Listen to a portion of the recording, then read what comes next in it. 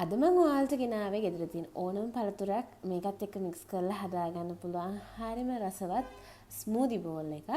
ඉතින් මේ smoothie ball එක හදාගන්න මම පාවිච්චි කරනවා අන්නාසි.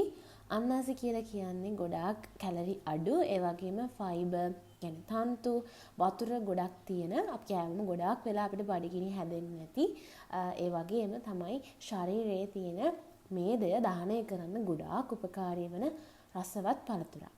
අන්නාසි අරගෙන චුටි කෑලි වලට කපලා, ඒ වගේම අඹත් අරගෙන චුටි කෑලි වලට කපලා කලින් දවසේ ෆ්‍රීසර් එකේ දාලා තියලා උදේට තමයි මම මේ ස්මූදි බෝල් එක හදාගන්න යන්නේ.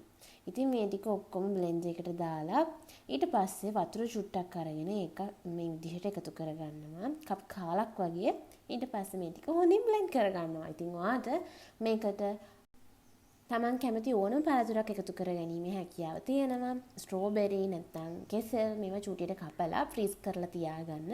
ඊට පස්සේ දවසේ උදේට මේක හදලා ඊට පස්සේ ඔයාට පුළුවන් මේක කප් වලට දාලා වෙනම තියලා අවශ්‍ය වෙලාවට අරගෙන පාවිච්චි කරන්න. දැන් මේ ටික ඔක්කොම බ්ලෙන්ඩ් කරගෙන තියෙන්නේ හරිම ක්‍රීමි, හරිම රසවත් ස්මූදි බෝල් එකක් තමයි මේක.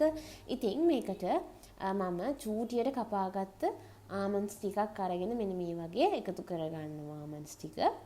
ඉතින් මේකට almonds වෙනුවට රට කජු නැත්නම් cashews walnuts වගේ දේවල් වුණත් පාවිච්චි කරන්න පුළුවන්. මේක වෙන වශයෙන් තියලා මේකට chia ඇට වගේ දේවල් දාගෙන chia පුඩින් එකක් වුණත් හදාගන්න පුළුවන්.